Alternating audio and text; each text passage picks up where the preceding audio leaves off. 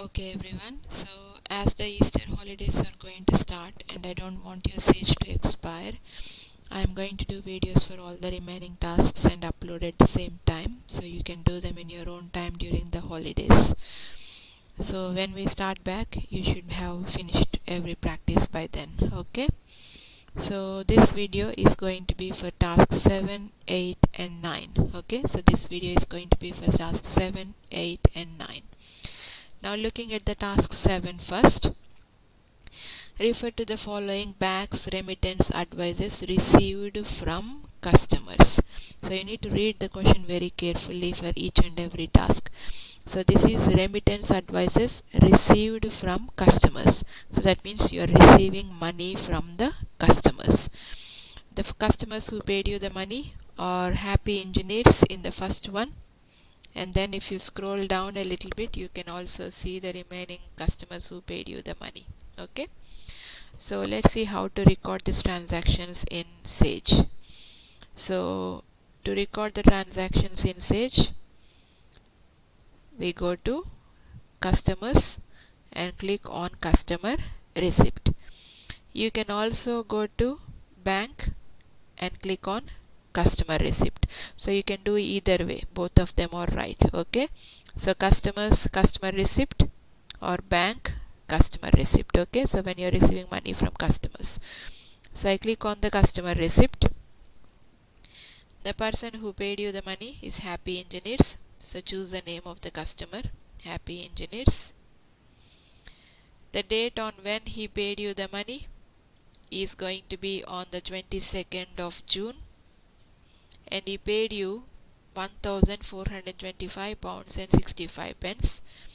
Read this detailed to understand which document has he paid. So he paid a payment of balance owed on 1st of June. So this is the document he settled. So he paid on 22nd of June 1,425.65, and that's the balance outstanding on the 1st of June. And the date when he paid the money is on the 22nd of June.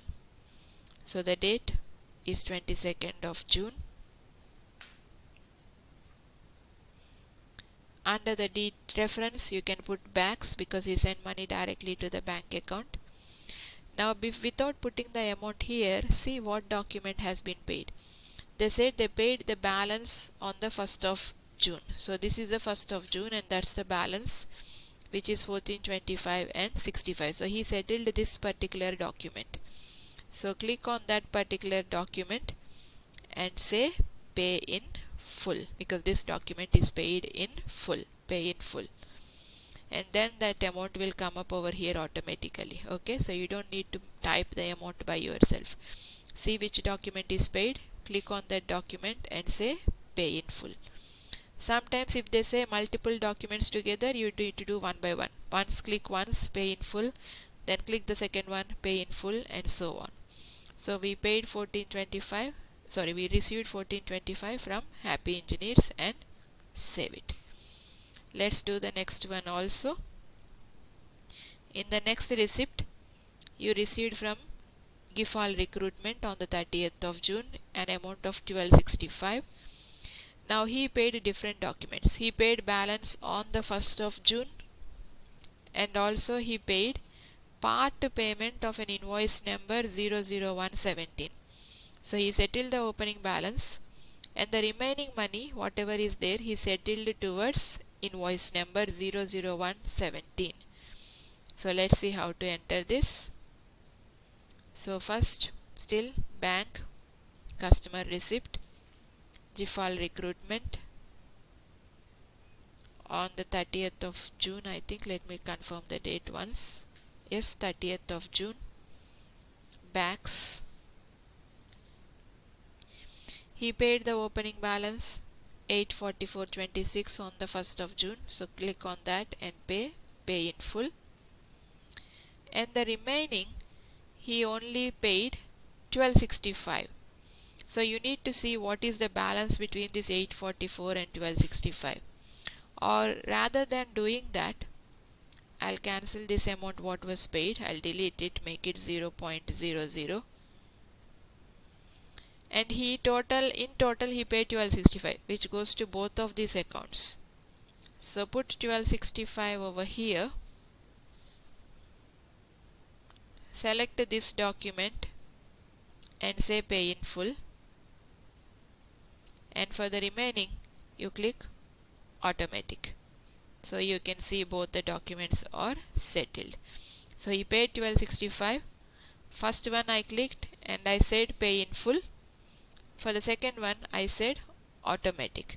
So whatever was the balance remaining has been settled for the second invoice. So that is the part payment of the second invoice. And then say save. So that's the task 7, which is the customer receipts. Let's look at the task 8 now, which is the supplier payments. So task 8, refer to the following summary of check payments made to credit and cash suppliers. Enter these transactions into the software, ensuring you allocate all amounts as shown in the details column. So we need to pay money to the suppliers. So to pay money to the suppliers, again there are two ways of doing it. You can do it from the bank. Click on the small arrow mark on the payments and use supplier payment, or else you can go to the suppliers and click on supplier payment. So both of the same are the same things. So bank and supplier payment. So let's see whom did we pay the money to. So according to the question, you paid to Fabric Delights on the 16th of June, check number 294, an amount of 1320 pounds and 11 pence, payment of opening balance. So Fabric Delights on the 16th of June. So payee Fabric Delights on the 16th of June, check number 000294. Instead of putting the amount over here, they said they paid the opening balance. So the opening balance is 1320. So click on that and say pay in full, and the amount will come automatically, and then click save. Next payment is to Totally Wood on the 29th of June, check number 295. But read the details. They paid opening balance plus invoice number PRE14 and credit note number PRECN3. So 3 different things are being paid. You need to remember credit note is subtracted, but you don't need to do any calculations. You do pay in full for all 3 of them, and the amount will be calculated automatically. So Totally Wood on the 29th of June. So choose the name of the supplier, Totally Wood, on the 29th of June, check number 295. He paid the opening balance, so click on pay in full. He also paid invoice number PRE14, so pay in full. And he also paid credit note number PRECN3, so again pay in full. So the balance is 421.16, which is matching to your question paper. So all the 3 documents are been settled: opening balance, invoice PRE14, and credit note PRECN3. That's the reason I ask you to enter this in the details, so that you can do this when you are making your payments and receipts. Click on save and close. Now the next payment is for a person called Mick Motors, and we paid on 30th of June, amount 450 including VAT, repair of delivery van and new tires. Mick Motors is not a credit supplier and does not have an account with the business. So this is very important. So telling this customer is not a credit supplier. So you cannot make this transaction through a supplier payment. It should be a bank payment, because his account in the business does not exist. If you see here, go to suppliers, You only have 3 suppliers: Fabric Delights, QC and Totally Wood. Mick Motors is not your supplier. So because of that, rather than doing the supplier payment, we do bank payment. So anytime they say a person is not a credit supplier, you do bank payment. So I click on the bank payment. You're paying the money from the bank, which is 1200. Date of the transaction is 30th of June. You got the check number. It's 450 including VAT, and you paid for delivery van repair and new tires. So we come back here, 30th of June. Nominal code, delivery van repair. You should have an account for delivery vehicle expenses, so we use that. Under the details, you can say the check number 000296 and the amount is 450, but this 450 is including VAT, so make sure you click on calculate net. So that will be done. So Mick Motors on the 30th of June. In the detail section, if you want, you can write that name also. You can say you paid money to Mick Motors and then save the transaction. So that is your task 8. Now looking at the task 9. Task 9 is a recurring entry. How to set up a recurring entry, which we are going to see now. A recurring entry is a repeating entry which repeats for a period of time, like a rent. You pay it every month.